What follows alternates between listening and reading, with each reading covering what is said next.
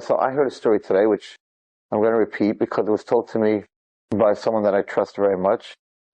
His name is Rabbi Auerbach, and he is the head of Ber Miriam, a seminary for girls. Kosher guy. And he called me up today, and he was like, Rabbi Wallerstein, I know that you speak and you tell over things. This is something that you must repeat. So here, it's not coming from some kid or someone that might have made this up. So he says his daughter, Rabbi Auerbach's daughter, works in an office, and one of the women in the office came into the office yesterday or the day before, mamish, like shaken up. And they said, well, you look like something. What happened? So she said, my brother is in the Golani Brigade, and he's in right now in Gaza, and his unit's job is to go into the tunnels and get these guys out. I mean, that's like the hardest job that there is. So the girl says that her brother, there was a unit of 25, these Golani guys, Golani Brigade, and they had to go into this house that had a tunnel in the house, and that's where the opening to the tunnel was.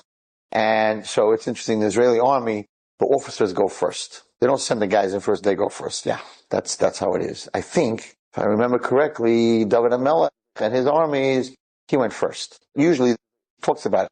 In the other armies, the generals are in the back, and they send the soldiers. And then David Amelech, he was in the front, and all the big people were in front. Anyway, so this unit goes into this house. And so there's 25 guys, so like 6 guys go in with the lieutenant, or whatever he was, colonel, go in, and the other guys surround the house to make sure that the house is protected while they go into the tunnel.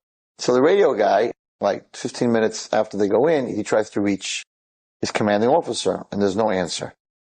And they're figuring, the worst thing you do is get captured by these guys.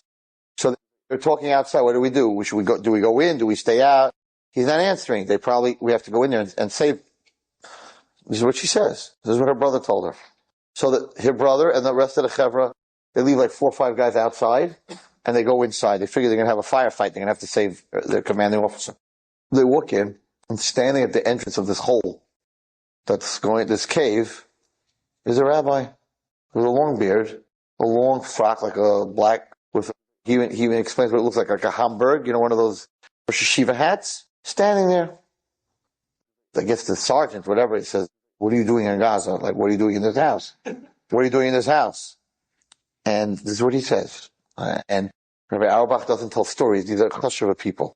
He says, so this man who looked like this tzaddik, listen, said to them, you must get out of the house now, or else in Ivrit be'Ivrit.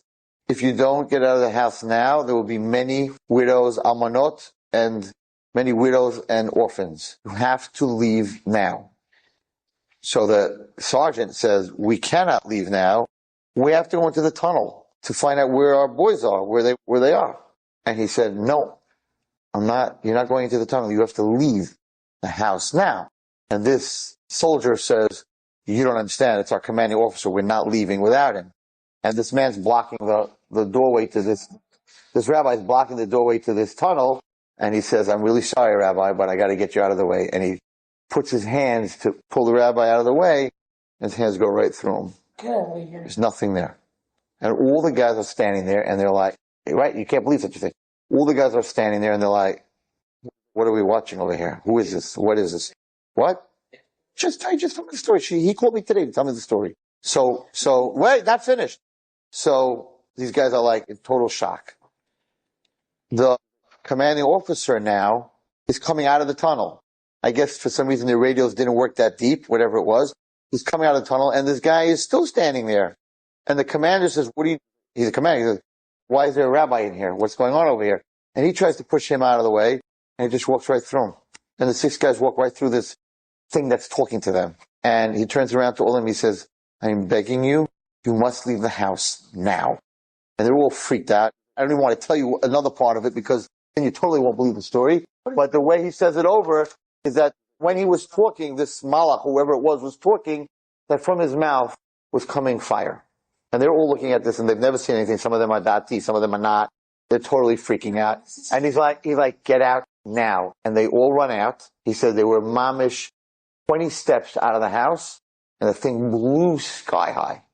And he called his sister, because I guess his sister, maybe she's from, and he said, I just saw a malach. And the whole unit, it seems to be that they're telling everyone about this. Apparently people think they're crazy, right? Telling everyone about this. And these guys saw a malach that saved their life. And, I know a soldier. I know a guy that was a soldier, a young guy, that was in my office for a few months. He came to be with his cousin, and he was in Lebanon. And he told me that his unit, young guy, that his unit was being shot at in Lebanon, and they were running to go into a house to protect themselves. And as they're coming to the door of the house, there's this old lady dressed in black, looked like an Arab, right? And she turned to them and she said, "Not this house. This house is a death trap," whatever it was. And they're like, "Should they? A death trap." So it's a trap. And they looked at her, and they were like, maybe she just decided that she's setting us up. And he said when we looked at her, he realized that she wasn't an Arab. We saw her face for a second. She looked like a very holy, like you think Sarah Mena would look like. And she said, "Listen to what I'm saying. Don't go into this house." And they ran down the block, right? And the mortar shells and it was shooting, it was chasing it, whatever it is. And they turned around, and that house went kabunga. They blew it up. It was a trap. The woman was not there. They said they turned around, she was not there. And he said that we came back, and we started telling these stories, and he's like, well, the next unit, we wanted to go somewhere, and there was some woman who told them, "Not this house." And then the next unit, he said, they're all sitting here talking, and one unit's telling another unit, this same lady was 20 miles away 10 minutes later. So, in this destruction and in this war that's going on, there's many Nisan v'neflois that HaKadosh Baruch Hu is doing outside of the missiles. I said last night that, we're all saying Shir HaMalos, and we're all praying after davening and during davening that Hashem should protect our soldiers. That's bakasha. We're asking for stuff. But you also have to have akara. You have to have akar satov. So outside of that, we have to thank Chayil Hashem Kitov that there are 2,500 missiles Hashem made land in fields, not blow up, ended up falling back in Gaza. And it's mamish like the miracle when the Mitzrayim were shooting spears at us. It's the same, it's the same miracle. We have to go past the Iron Dome. We have to see it and say that Arabs don't know what they're doing. They know how to shoot. There were places where they shot the American embassies and they killed 100 in Saudi Arabia. They know how to blow people up. They know how to kill people. So we have to, outside of, and that's why when I heard yesterday that more missiles landed in Israel than ever, the Iron Dome did not take down, I felt that maybe we're just not giving a Karsa Tov. We're asking, save us, this, that, and the other thing. We're not appreciating the miracles that HaKadosh Baruch Hu is doing for us. So I think in everybody's tefillah, when you say modim or whenever, that we have to thank Hashem and say, we know who's really like the head of Hamas. We know who's playing with the missiles. It ain't Hamas. It's HaKadosh Baruch Hu. We have to have a lot of Karsa Tov for HaKadosh Baruch Hu. Anyway, that's the story I heard today, and I'm sure we'll hear many, many stories. So you hear many stories, but this came from a very reliable source. No, you did. Enjoyed this story? Come again. Bring a friend. StoriesToInspire.org